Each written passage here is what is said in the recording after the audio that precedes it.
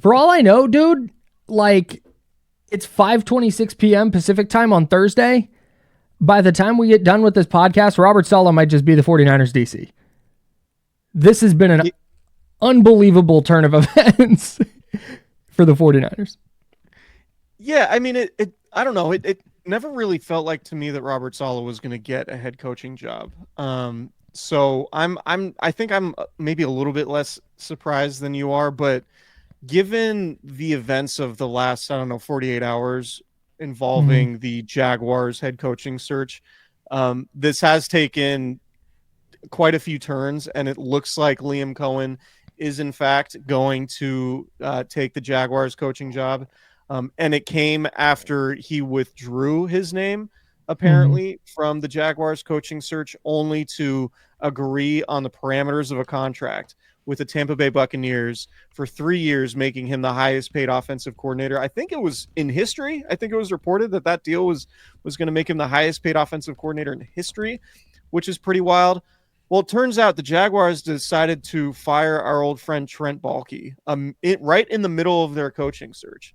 And lo and behold, Liam Coen has changed his mind in his meeting with the Jaguars.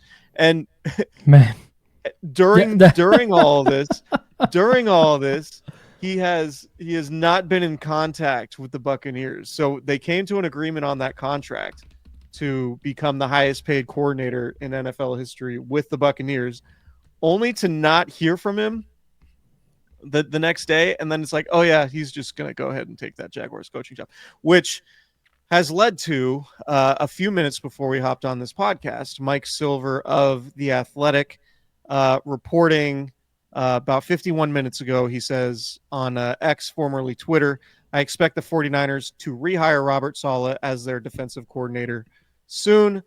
So we're here. There's a long, twisty road, but the Niners have landed on Robert Saleh, which I think was their desired outcome.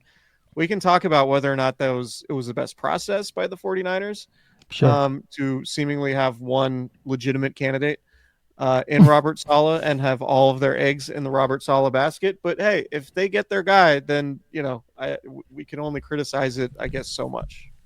Yeah, man. Like the process was bad, straight up, because when last time we podcasted, Liam Coen had turned down a second interview with the Jaguars, and it was the reporting was Patrick Graham, the Las Vegas Raiders defensive coordinator, and Saleh were the two candidates.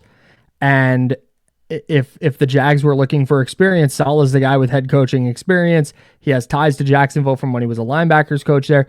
It looked like there was a real chance that he was just going to fall into that job, whether he was the Jags' first choice or not. And in that event, like, let's just go to the hypothetical. The 49ers are left empty-handed and doing what they did last year and hiring somebody that they may necessarily didn't want to hire, which is what happened with Nick Sorensen.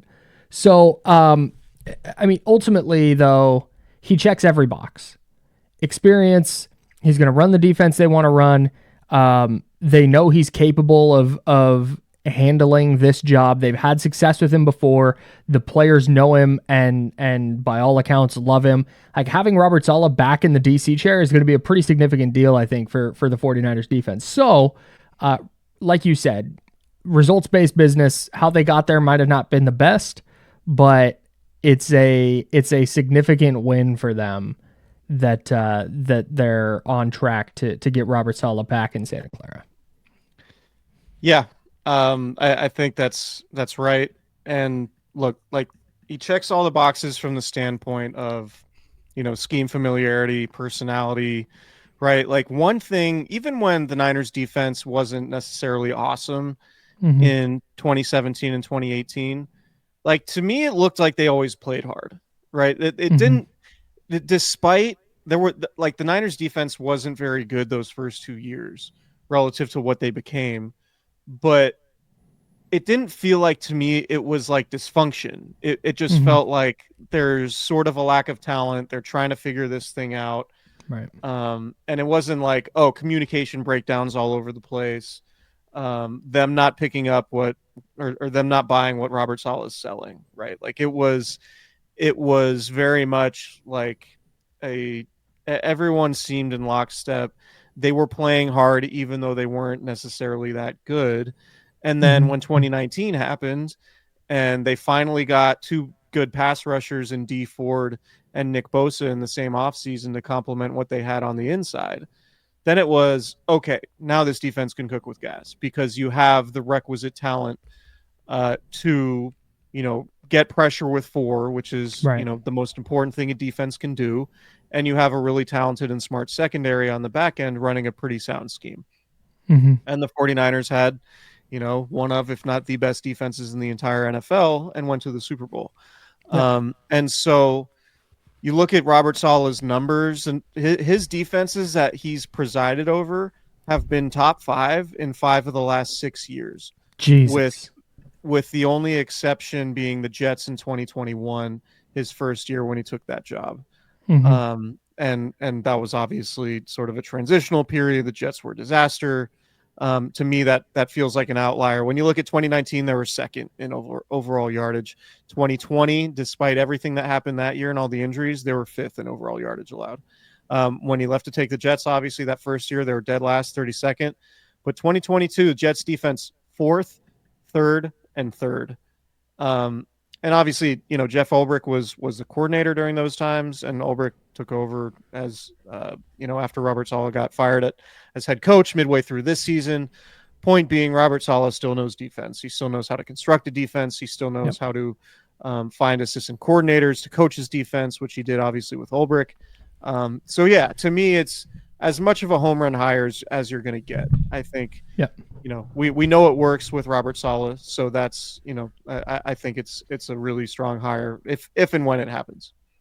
The other thing on this, and this will, I guess, transition us into our conversation about the 49ers offseason needs, is I think with a guy like Robert Saleh in the building running your defense, the bar lowers for the talent that you need on the defensive side. They still need an influx of talent. Like the personnel just has to be better flat out.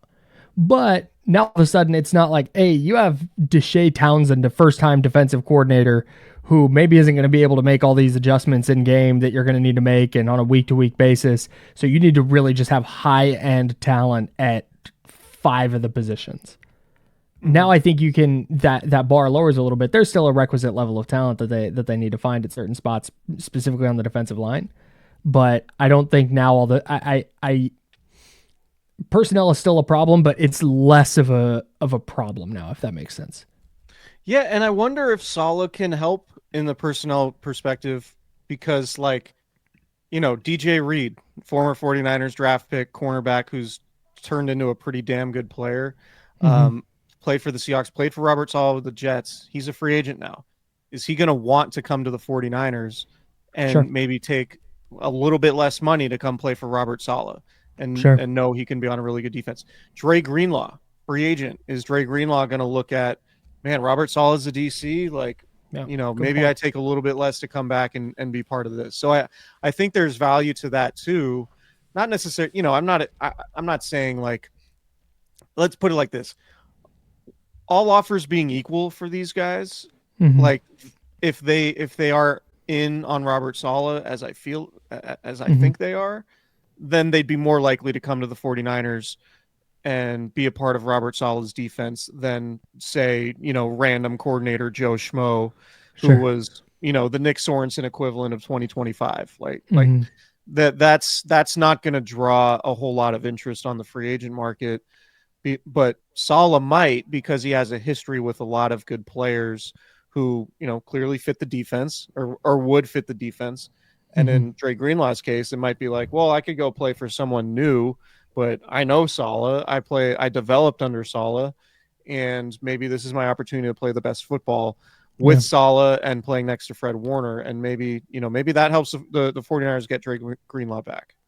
So let's start on the defensive line. We're talking 49ers offseason needs, and I want to kind of, this ties into what you're saying. A player like Khalil Mack, who's hitting the free agent market, who said after their playoff loss to Houston, he's with the Chargers now, in case you didn't know.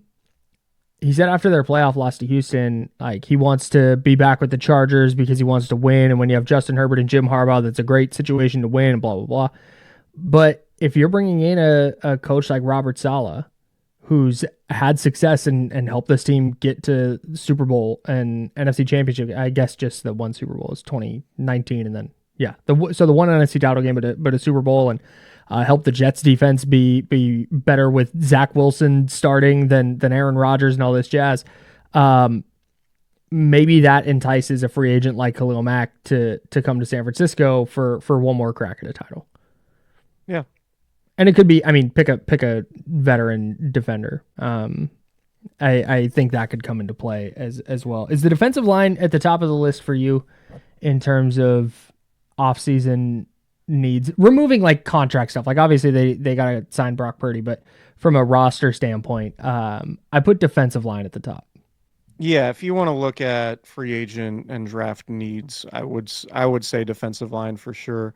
Mm-hmm. It wouldn't surprise me at all. Like I'm almost expecting them to use a first round pick on a lineman, whether it's an edge guy or one of the Michigan defensive tackles. To me, that makes all the sense in the world. Yeah. You're looking at a scenario where you might lose Javon Hargrave, who was, their prized free agent acquisition 2 years ago. Mm-hmm. Kevin Givens is a free agent. You have Malik Collins, you have Jordan Elliott, but do you feel awesome about those guys in terms of being like, DeForest Buckner or Eric Armstead level type guys? Like, no, you don't, obviously. So in order for this defense to work, ideally you'd be able to get pressure with 4 pass rushers. Right. And the 49ers couldn't do that consistently enough last year, particularly after Javon Hargrave got hurt. So yeah, I think defensive line, look, like John Lynch, basically every time John Lynch talks about his team building philosophy, it starts with being dominant up front defensively. Mm-hmm. And the 49ers frankly haven't been, and they need to get back to that. So I think, in the draft, free agency, whatever it is, even if it's bringing Hargrave back, if you can get him on a team friendly contract, or at least a contract that makes sense for them, I wouldn't be against it. So defensive line to me, to complement Nick Bosa, to allow Nick Bosa, like one thing that I think the Niners' best defensive line is an attribute that they had was Nick Bosa was so good that teams were factoring in, were accounting for Nick Bosa so heavily that allowed other guys to eat, and the other guys were good enough to eat in their one-on-one situations with Nick Bosa getting double teamed and chipped and all of that. Mm-hmm. They didn't really have that this year. Like Leonard Floyd, a lot of his sacks felt like Leonard Floyd was a guy cleaning up coverage sacks. Mm-hmm. Like it wasn't like the 3 seconds and the quarterback didn't get rid of the ball and Leonard Floyd just had pressure. Like Leonard Floyd is not a dude who's going to win too often early in the play, right? But he'll be a guy who's relentless enough to, if the quarterback's holding onto the ball for 4 and 5 seconds, he can get pressure and he could get to the quarterbacks. Mm-hmm. But they need another dude who can win a one-on-one quickly. Yep. And Nick Bosa is really the only one. And Hargrave could back when he was healthy, but it seems like he's been healthy for such a small percentage of his time with the Niners. That's a long-winded way of saying yes. Defensive line, super important for the Niners to address this offseason.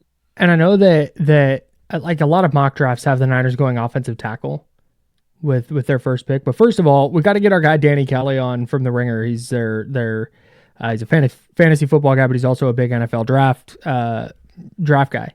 And I hate the term draft guru, by the way. I was going to say that. I hate that term. I don't want to say that. He studies the NFL draft. I hate like draft analyst. Draft Nick. Ugh. I mean, if your name's Nick, maybe, but so he basically said, do you remember the critique of the offensive tackles from this program last year? That it was like all of them were going to play guard. Yeah. He basically said most of the top tackles this year project more as guards. Yeah. And when you look at Colton McKivitz didn't suck this year. He wasn't the best right tackle in the sport, but he was good enough that like if you can find an upgrade, cool, but not use the 11th pick on a right tackle need of an upgrade. Like when they took Mike McGlinchey, he was in 9th. They just needed a right tackle. Like they didn't have anyone to play that spot. And so they invested the draft pick in it. I think with how much they they need to improve on the defensive line and how much they prioritize that position group specifically, and the way they prioritize offensive linemen. Unless it's a player who falls and they're like, yeah, this guy is not only going to be an upgrade at right tackle, but he will definitely move to left tackle in the post Trent Williams era, then fine.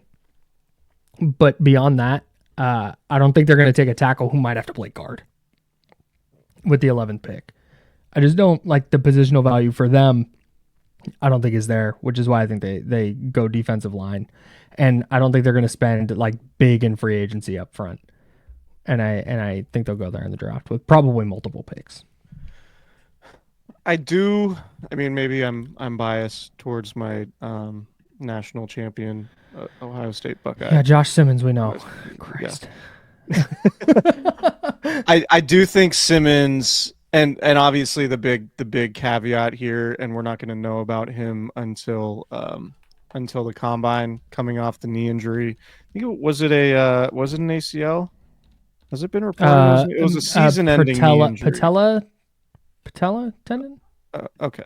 Either way, it was a season-ending knee injury for Josh Simmons. I do think he's probably someone who would be a long-term tackle. Yeah. But here's the thing. Here's the thing too. Anytime you can draft an injured guy, for sure. No, like, yeah. Patellar tendon is what he tore. Okay, so he might. There's a chance that he's healthy in time for like training camp or even earlier in the offseason program. But I do think like throughout this draft process, we need to continue to revisit what Chris Forrester said. I forget when he said it, but talking about draft philosophy, and like arm length with tackles. Like the Niners, like Chris Forrester is a big arm length guy, like when it comes to tackles. And he's said that like you need to have a certain length to your arms to actually play tackle. Like it is a measurable that he thinks determines, or at least goes a long way towards determining success at that position. Yep. And also he said, he, as an offensive line coach, he understood why a team would prioritize drafting skill guys over linemen early on. Sure. That said, if you drafted like an offensive lineman 11th overall, I think you might have the luxury of like, okay, can he play right tackle? Okay, plays right tackle and then eventually slides over to replace Trent Williams, or can he play left guard and then eventually kick out to left tackle when Trent Williams inevitably retires, because you could have a spot open at left guard with Aaron Banks heading into free agency. Yeah, that's the caveat to all this. And I think Simmons is the kind of guy who's like, he's going to play tackle, right? But like Kelvin Banks from Texas, Mel Kiper mocked him to the 49ers and basically was like, yeah, but his measurables could be bad, which would, like you just said with Chris Forrester, would be a problem. But the bottom line on the offensive lineman part of this, when it comes to the draft specifically, because I don't think they're going to sign like a high price tackle in free agency. They might spend a little on guard or certainly on center. But I don't think they're going to spend money there, which is why we're talking draft with it. If there's a player at 11 that they go, oh, that's our guy after Trent Williams, then it doesn't really matter where he plays in the meantime. It would just be a matter of, ideally they're not picking this high again anytime soon. And Trent Williams might be done after next year. So if that guy is there this year, then yeah, you got to go get him. Yeah. So I would. And if he plays left guard or right tackle or whatever it is, that matters less than what he means for 3-4 years down the road. Absolutely. I think center, though, specifically, is really where they need to figure it out. Yeah, I mean, I'm with you. I was beating the drum going into the draft last year that they needed to get a center. You're a big Jackson Powers Johnson guy. Go Ducks. Yeah, I should have been. What was it? Zach Frazier, the guy who went to the Steelers. Ended up being the better player. West Virginia. Yeah.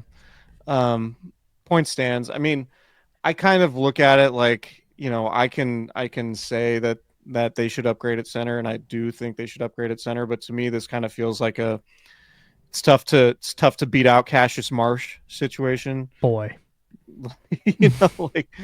Like I just that's how I kind of expect the 49ers to handle it. And maybe I'm wrong. Maybe there's going to be a free agent center who they go out and spend on. But yeah, like I'm generally out on Jake Brendel being the solution. I know there are like pass rush block metrics that say he's like pretty good and whatever. Like just watching the games, it was like, man, anytime they went up against any team with a good interior defensive line, the 49, like Brendel just got his ass kicked. Mm-hmm. And I just feel like having an ass kicking center is just so valuable, particularly to what Kyle Shanahan wants to do. And so like, but again, given the limited resources that they have this offseason, I would imagine they're gonna dive headlong into the defensive line, which obviously makes sense. They're gonna pay Brock Purdy, which makes things like pretty difficult. I think they might just try to get by with Brendel again next year. And I don't think Brendel's good enough, but I could see why they would do that given their limited resources overall. They won't do this because this isn't what teams do, but they have 10 picks. If they made some trades up and down and moved around the board that netted them like 8 picks and they went 5 defensive linemen and 3 offensive linemen, I wouldn't hate it. No. That's kind of where I think they're at. And get a guy who can play center or guard and you figure out which one it is, and like just throwing darts. And you can find like Dominic Pooney was a 3rd round pick. If you find another starter in the 3rd round on the offensive line, that's such a massive win. So I think either way, you got to figure out in free agency, can you bring in some depth? Like Ben Barch is a free agent. Is that a guy that you want starting at left tackle and he'll be cheap? Spencer Burford, are you going to play him there? I think he has 1 year left on his deal. Like there's different ways that they can piece together an offensive line that they can improve it pretty dramatically without needing to spend top draft capital and top of market money up front. Yeah, I would agree with that. What do you got next? After the trenches. This might be controversial. I love this. Is it running back? No. Is it running back? What? No. After the trenches? Of course not. You gotta figure out what you're doing at linebacker. That's next on my list. That position killed them this year. And maybe they love D Winters, but I was like, I'm not confident enough in D Winters and Jalen Graham and Tatum Bethune to be like, yeah, that trio will figure it out next to Fred Warner. I think you have to figure out linebacker next. Here's my or counterpoint. Safety. Here's my counterpoint. Go. What derailed the 49ers season worse? Not having Dre Greenlaw or not having Christian McCaffrey?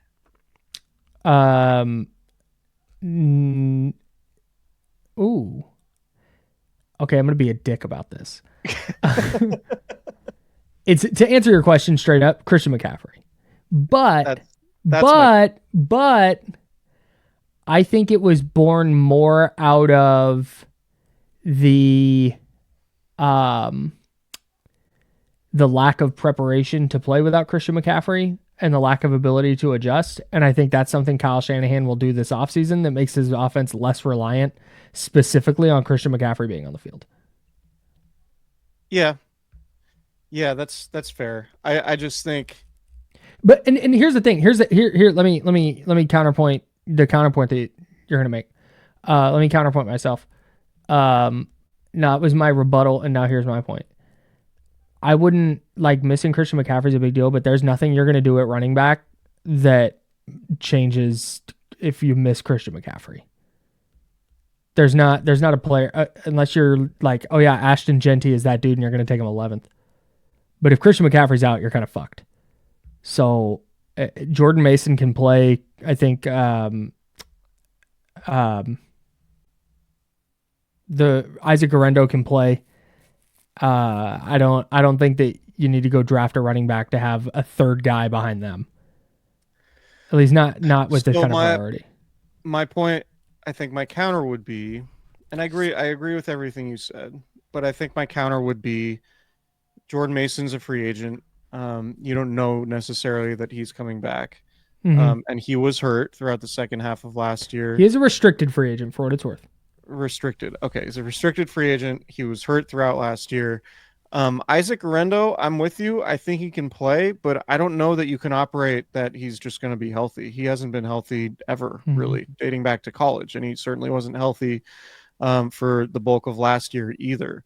So, and I'm not saying, use a third round pick on Ty Davis Price again, but I think like you should see if you can figure out a way to insulate yourself from a Christian McCaffrey injury better than you did last year. Because you remember too, it was like Elijah Mitchell gets hurt in training camp. That was underrated, kind of a substantial loss given how good Elijah Mitchell had been, but he had been injured a bunch before that.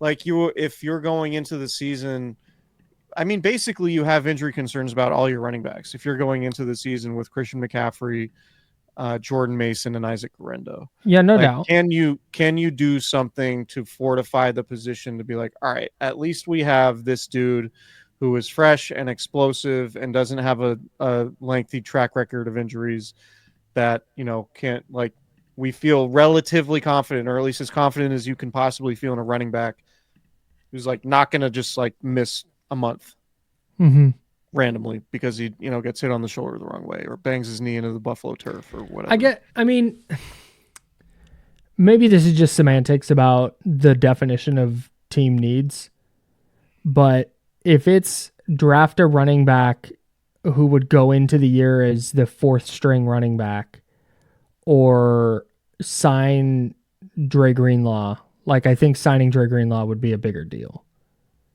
and would be a bigger priority. Yeah, no, that's or fair. Signing an adequate replacement.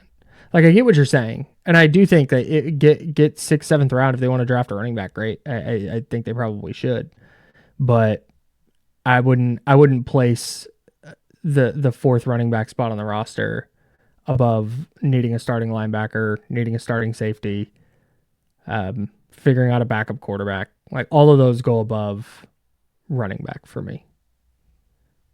Yeah, that's fair. I just think it's important. And like Kyle Shanahan, to your point early on when we started talking about this, like when he lost Jerick McKinnon in 2018, that like threw their whole offensive game plan for a loop for the entire season. And I think it did with Christian McCaffrey throughout the first half of last year too. Yep. So I'm not saying like, go sign an expensive running back free agent or, you draft Genty with the 11th overall pick. I'm just saying, like, if you can figure out a way to insulate yourself from a Christian McCaffrey injury to where there isn't this massive drop off, I think that would be pretty substantial. Yeah.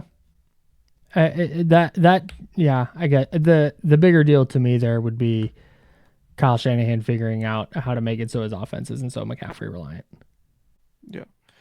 It's just crazy. Like, we have all these conversations, like it's like this never ending debate. And I feel like it's just like a pendulum that's just going to swing back and forth like over time about running back value. It's like, oh yeah, don't sign any veteran running backs or bring in any veteran running backs. Like just draft them late and you'll be fine. Meanwhile, Saquon Barkley, Christian McCaffrey, Derrick Henry, what's his name with the Packers? Like there's just an abundance of like Josh Jacobs, an abundance of veteran running backs just like playing at all pro levels the last couple of years. And it's like, well, maybe running backs do have like a little bit of value. Yeah. I don't know. Yeah, sure. But I don't. They are the outliers. I will say that's like 4 or 5 guys that are the outliers, and they're like what 5 running backs per team. So there's like 150 running backs in the league. So maybe the outliers are just outlying more heavily than they just be outlying for sure. The outliers just be outlying. That's what they do. Maybe bring back Elijah Mitchell for cheap. Yeah, I think that ship sailed. Yeah, draft a running back late, sign a couple in undrafted free agency, and let them cook. And maybe you find a Matt Breida or a Raheem Mostert or whoever. Should get my guy Judkins. You'd be so hyped. Travion Henderson in the second round. Who says no? I mean, I'd get it. Dude, he can move. That touchdown he scored against Texas, where it was like 2 little jump cuts and he was gone. That was so sick. Yeah. What a player. Did you see who was it that said, was it Dane Brugler, who was like, this Ohio State team might have the most players drafted ever? Yeah. I did see that. That's insane. That's crazy to think about because the last national championship team Ohio State had, like, that was the Joey Bosa, Zeke Elliott. Like, I think there were like 3 receivers that wound up playing in the NFL. Yeah. On that team. Noah Brown? Noah Brown on that team? I think Noah Brown was on that team. Yeah, Noah Brown. Cardale Jones had a cup of coffee in the league. Some linemen, like linebackers, they're just loaded. Malik Hooker was on that team, dude, I believe. You and I were big Malik Hooker guys. Yeah. By the way, I just want going back to the Robert Saleh reporting. Friend of the show, Matt Mayoko, 19 minutes ago tweeted, or I guess posted on X, formerly Twitter. Robert Saleh is in line to be 49ers defensive coordinator. Source says, unless he ends up with a head coaching position. If he is a defensive coordinator this season, it'll be with the 49ers. He told the team. So here's what, I was so glad that Matt posted that last bit, because that's the news.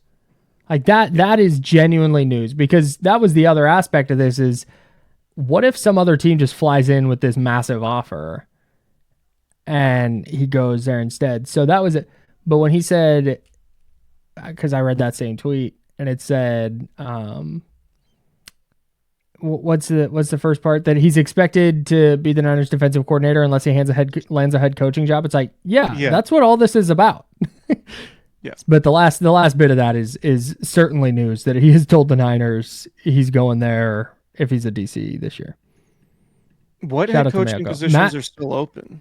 Matt Mayoko, friend of the program, also noted that Nick Sorensen will not be staying with the 49ers, despite what Kyle Shanahan was hoping. He said that he hoped to get Sorensen back as the special teams coordinator. That's not going to happen. The 49ers, again, this is according to Matt Mayoko, NBC Sports Bay Area, and the 49ers Talk podcast, does a really great job. They interviewed Brant Boyer, who is the Jets special teams coordinator since 2016. So he's a special teams coordinator with the Jets under Robert Saleh in New York. Interesting. Yeah. A little bit of familiarity there. Yeah. So in terms of openings, you have Dallas, New Orleans, Vegas, and Jacksonville. We could probably rule out Jacksonville with Liam Coen going there. Dallas, New Orleans, Raiders. I don't really know that Saleh is going to get any of those 3 jobs. Yeah, the Cowboys are going to pick the funniest thing possible, and that's not Robert Saleh. Is Pete Carroll going to get one of these jobs? Kind of feels like Pete Carroll's going to get one of these jobs. Man, anytime you can. How old is Pete Carroll? 74. Older than Mike Shanahan. 70. He turned 74 in September. Oh my God. Everyone's wow, Bill Belichick is so old, and Pete Carroll is like older. Like, we all know people in their 70s in our lives. Mm-hmm. I don't know, like, personally, I don't know any 70-plus-year-old humans who could, like, have a extremely demanding high-level job. And Pete Carroll's just, like, 73 doing it better than people, like, half his age. It's insane. What a coach. Just wild stuff. Future Hall of Famer. I didn't know what type of diet he's on. Like, what's fueling Pete Carroll and the constant chomping. Do you know what fuels Pete Carroll? What's that? Competition and optimism. Just winning perennially just happy to be here and trying to win at everything. Wow. He's the spiritual opposite of Jim Harbaugh. Explain. Like, I'm sorry, spiritual opposite of Jim Harbaugh is not like, he is the personable version of Jim Harbaugh. Okay. Like Jim Harbaugh, I feel like if he walked in to dinner at my house, it would be weird. Like he'd be just inspecting things and he'd like, I think he'd be kind of off-putting. Like, what kind of cabinets are these? Did you install these? Like that kind of guy.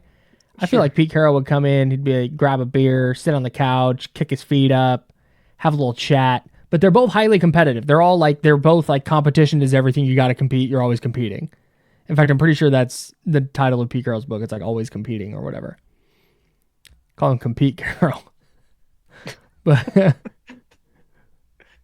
I feel like Pete Carroll would be a cool guy to hang out with, and I feel like Jim Harbaugh would be kind of a bummer to be around.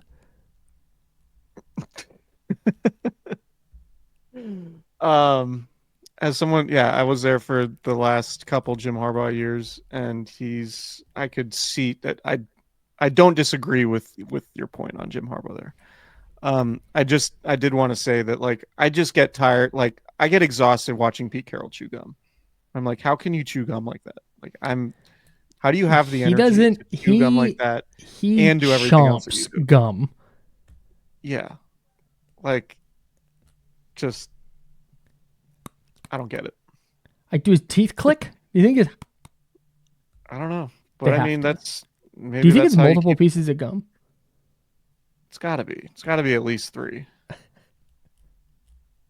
But I don't know, man. Pete Carroll coaching the Raiders or the Cowboys, legacy franchises. Legacy coach coaching a legacy franchise. It'd be incredible. And then Mike McCarthy going to the Saints. Oof. The Saints job sounds terrible. No quarterback. Your cap space is effed. Yeah. Bill's going to come due. Yeah. And now you have to deal with snow in New Orleans, apparently. Yeah. Terrible. Love New Orleans. Not a city built for snow. There's one type of snow I want when I'm in New Orleans. Do not elaborate on that. It's the powdered sugar on the beignets. Oh, sure. Okay. Obviously. Sicko. All right, let's get out of here. We got King's Nuggets to dive into. King's Nuggets. Let's go. Can't wait. I will be traveling next week. If I do hop on the pod, it might not be with the best mic quality. We'll see. We'll figure it out. We'll talk about that offline. But yeah. Great. Looks like Can't wait. Bob Saleh returning home. Subscribe to the YouTube channel, youtube.com/@Candlestick Chronicles podcast. Search Candlestick Chronicles on YouTube. Will also pop up there. Subscribe wherever you get your podcasts. Tell your friends. And we'll talk to you guys next time. See ya.